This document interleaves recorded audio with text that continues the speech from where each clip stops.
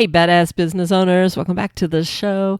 I want to talk about something that I love doing this time of year, and I talk about it in the past as well. And it's something that everybody really needs to be doing is we are at a weird time because we're coming up to the end of the year, and then we're also going to be in short 3 months at the time of this recording. We're going to be starting a new year. And there's some mistakes that I noticed that small business owners make this time of year that I want to go over because I want to make sure that you don't fall into one of these traps. So one mistake that people make is that they've been busy all year and now it's the slow time. So they kind of peel back and they take some time off because, I've been working really hard. I deserve to have some time. I've got some money in the bank and I'm just going to kind of cruise. And then I'll pick back up when my business picks up and I'm going to really get into it. That's mistake number one. Mistake number two is their business is in the back half of the year. So they go all out, all crazy and focus on that. But yet they're not prepared when the new year starts. Then I have other people that are struggling because they haven't made enough money all over the year. So they're trying to say, hey, how can I pivot? What are some other things that I can do in the back half of the year? And it's singularly focused on that. There's other ones out there, but those are the main ones. And you might identify with one of those things. What we really need to be doing when we start rolling into October of every year, and even if you're listening to this in the future, you can apply these same things at all times. What you really need to be doing is you need to be asking you two questions right now, and you need to kind of have two different yous working in your head. One is, how do I finish this year strong? But the second person is saying, how do I also use the end of this year to set me up for the most success for next year? So yes, you need to be doing what you need to do to be able to maximize your sales for this year. And if you need to take some extra time off because you've worked so hard, I'm fine with that as well. But once again, that other you needs to be in the back of your head, also thinking about next year. Because the time to put in place the processes that you need, the tools, the resources, everything that you need to be successful next year actually really should be done at the end of this year. What you should be working on is, yes, finishing this year strong, but tweaking and putting in place the things you need so that you can hit the ground running when that new year begins. It really needs to be seamless. It's not like all of a sudden someone rips the page off of the calendar and it's like, oh, it's a new year. Business is going to be wonderful. The only thing that ripping that page does is reset the numbers for the new year. That's it. What you need to focus on, though, is saying right now, going, what's broken in my business? Where have I lost money? What have I done really well? What do I want to continue to do next year? Where did I fall down? What were the mistakes that I made? How can I fix them? How can I make them better? Our processes have caused so much bleeding in our businesses. You need to ask yourself now, going, what would I do differently?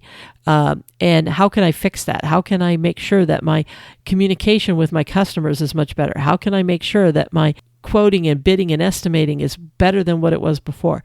How can I make sure that my employees are better prepared for the business that's coming up? When should I hire people next year versus what did I do wrong this past year? Think about all of those things. If I was you, either on your phone or on a notepad or whatever, just start writing down and brainstorming everything that was good, everything that was bad. So that way you can sit down with that list at the end of the week and be able to say, these are the things that I need to do to set myself up for next year. And that can be difficult because you still got your head in the game to be able to finish off this year. But this is the time you want to do it. This is the time when you want to look at your pricing, for example.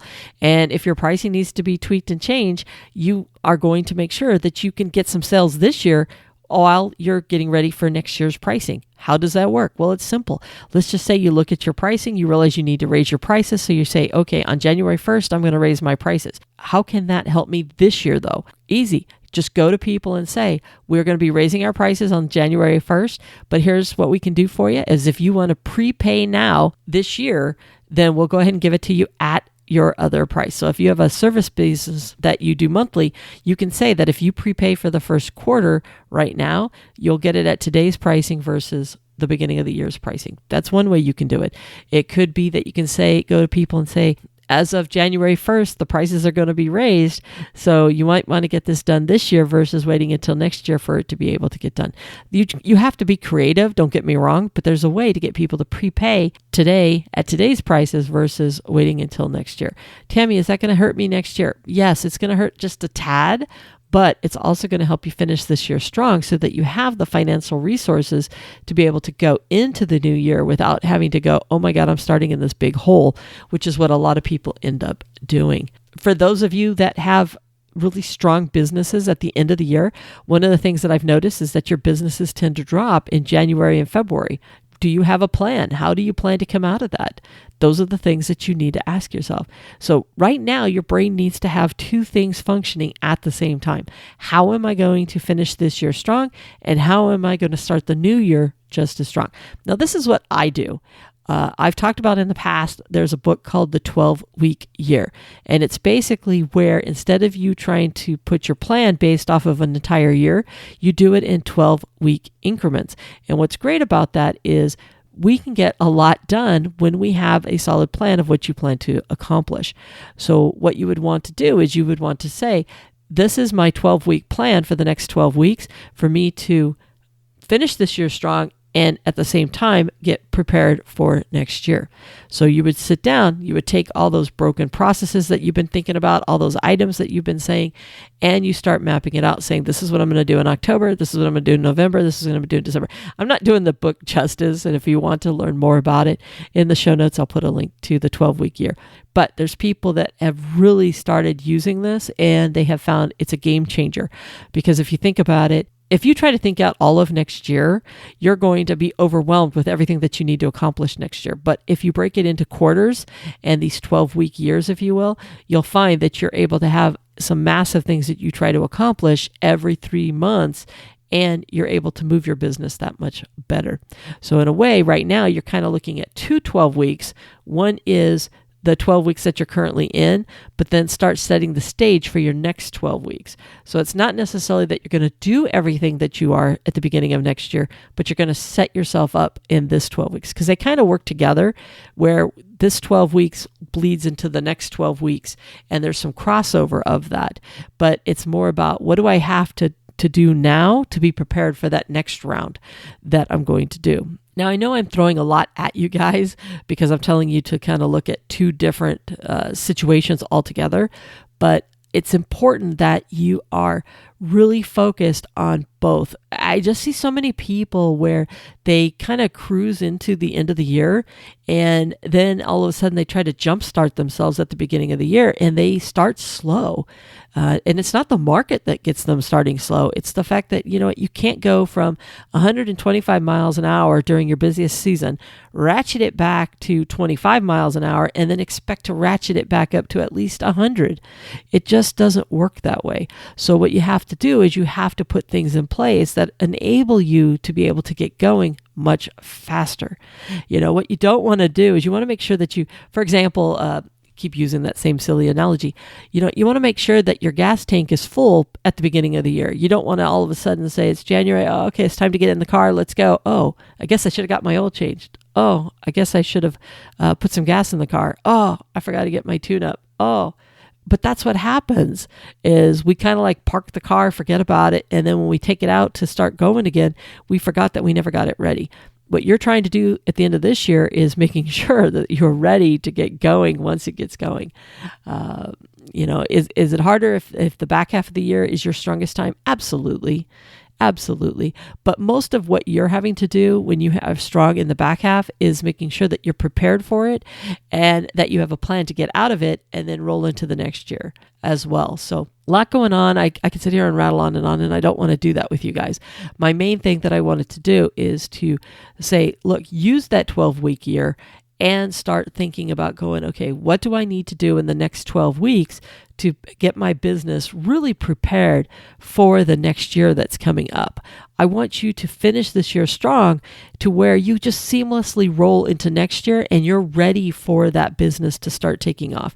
And that you've looked at your pricing, you've looked at your processes, you've looked at what training needs to happen with any employees that you have, that you are taking the time to say, hey, how can I set my business up for success? I'm not telling you not to enjoy time with your family. I'm not telling you not to take some time off and breathe. What I'm telling you is to make every minute count in between all of that. So this way you finish strong and you hit the ground running next year. That's the biggest thing I need you guys to take away from this. And I know I'm doing it myself right now. And it's an exercise that I've been doing in my head, but next week starts me putting it down in writing and what exactly it is that I'm going to do in both of my businesses so that I can finish this year strong, but really be prepared for that next calendar year that's coming up so that I can have an even more profitable year next year. And I want you guys to do the exact same thing. All right. So with that, I'm going to go ahead and wrap this puppy up. Otherwise, I'll just keep rattling, and we don't want me to keep rattling. You got work to do. So for the next week, definitely write down every broken processes. What did you do well? What did you do wrong? What do you wish you could do better? What do you need to look at to be able to be even more successful next year? And plus, at the same time, how do you finish this year strong? Because anything you put in place right now to help next year will only benefit you at the back half of this year. Keep that in mind. If you start fixing things now, it's only going to help you at the back half of this year. So really, they do work together really well. And it's important that you do that. All right, with that, I'm out of here, and I'll talk to you next week. Bye for now. Hey, badass business owner, before you go, as you know, I'm a huge believer in you knowing your business numbers. After all, it isn't about how much you sell, it's about what you keep. And the best way to grow your profits is to start diving in and understanding those business numbers. To help you on this journey, I have created the Know Your Business Numbers course. We will walk through how to read your profit and loss statement. You'll learn the key calculations that'll help ensure that you're making a healthy profit on all of your products or services, plus a ton of other good stuff that'll help you learn how to use those business numbers to create even more sales and profits.